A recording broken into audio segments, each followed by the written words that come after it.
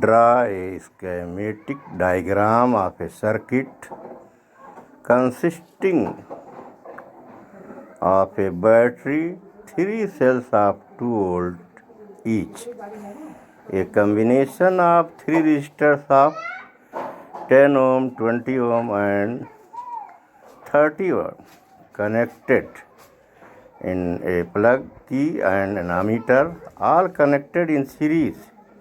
Use the circuit to find the value of following.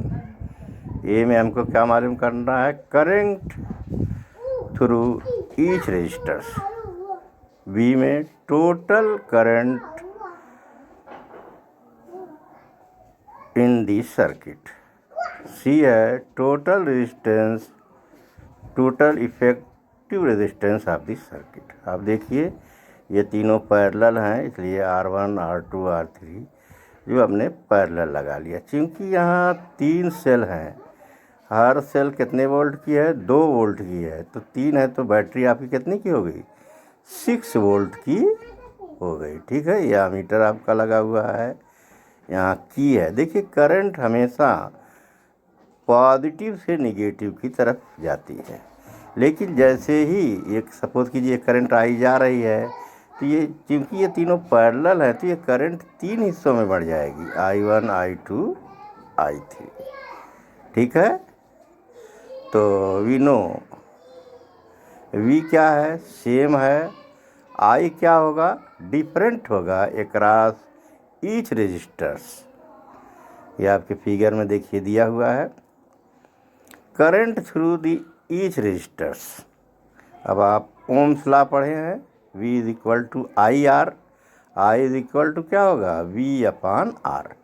तो अगर first resistors के लिए R1 के लिए ले रहे हैं, R1 के लिए अगर I1 करंट जा रही है तो I1 is equal to V upon R1. तो 6 अपॉन 10 is equal to 0.6 ampere.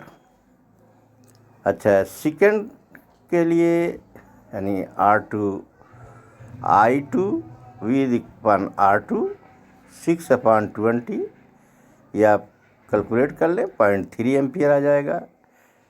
Similarly R3, I3 इसका है V upon R3, 6 upon 30, 0.2 ampere आ जाएगा. ठीक है, ये हर एक का मालूम हो गया कि करंट थ्रू ईच रेजिस्टर्स. ठीक है, सेकेंड पार्ट है कि टोटल करंट. तो आप जोड़ दीजिए total current I is equal to I1 plus I2 plus I3. तो 0.6 plus 0.3 plus 0.2 is equal to 1.1 ampere. ठीक है, टोटल रेजिस्टेंस इन पैरेलल. तो आप ये जानते हैं कि जब रेजिस्टेंस पैरेलल में होते हैं तो equivalent resistance 1 upon R equivalent is equal to 1 upon R1 plus 1 upon R2 plus 1 upon R3. तो 1 upon R equivalent is equal to 1 upon 10 plus 1 upon 20 plus 1 upon 30. 10, 20, 30 का एलसीएम कितना आएगा? 60 आ जाएगा. तो 10 छक्का 60, 6 कम 6, 20 तिहाई 60, 3 कम 3, 30 दूनी 60, 2 कम 2. अब जोड़ दो सबको, 6 3 9 2 11/60 आ जाएगा. तो 1 upon R equivalent is equal to 11/60 है, इसलिए R इक्विवेलेंट क्या हो जाएगा? ये भी उलट जाएगा, 60 अपॉन 11, और ये आ जाएगा 5.4 ओम. ठीक है, ये आपका टोटल इफेक्टिव रेजिस्टेंस होगा. इसके अलावा एक दूसरा क्वेश्चन R ये पूछा गया था कि 2 identical resistor each of resistance 15 ohm are connected in first series में and second in parallel to turn a battery of 6 volt. 6 volt की बैटरी से जोड़ दिए. Calculate the ratio of the power consume in the combination of resistors in each case. आप ये देखें जब series में जोड़े जाएंगे तो ये आप देखें फर्स्ट पोजीशन में ये 15 ओम के दोनों हैं. ठीक है, तो 15 ओम आप ये जानते हैं कि जब सीरीज में रजिस्टर्स रहते हैं तो R is equal to R1 plus R2, तो ये दोनों मिल करके कितना हो जाएगा 15 प्लस 15 30 ओम। अब 30 ओम का काम करेगा और बैटरी कितने की है 6 वोल्ट की है। अब आइए we know P is equal to VI, और ये I स्क्वायर अपॉन R हो जाएगा, या P is equal to V square upon R।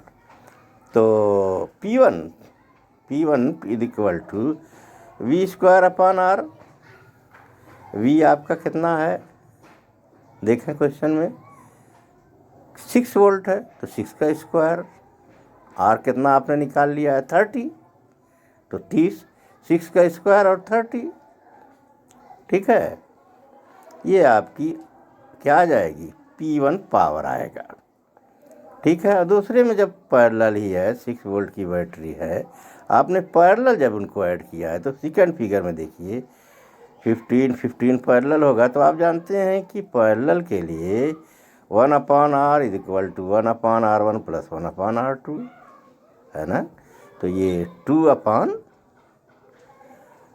1/15 plus 1/15 2/15 हो जाएगा, तो R इज इक्वल टू क्या हो जाएगा 15/2 हो जाएगा। तो यहाँ P जब निकालेंगे तो क्या आ जाएगा P2 is equal to V square upon R, 6 का स्क्वायर अपॉन 15/2, तो 6 का स्क्वायर कितना हो जाएगा 36, या ना भी रखें, अपॉन 25/2। अब इनका हमें रेशियो निकालना है, तो रेशियो P1/P2, तो अपना पहला कितना आया था 6 का स्क्वायर अपॉन 30, और नीचे कितना आया था 6 स्क्वायर अपॉन 15/2, तो ये 6 स्क्वायर से कैंसिल हो जाएगा, और 15/2 15 ऊपर चलाएगा 2 नीचे इंटू 30, 15 कम 15, 15 दूनी 30, 2 का 2 में मल्टीप्लाई कर देंगे क्या हो जाएगा 1/4।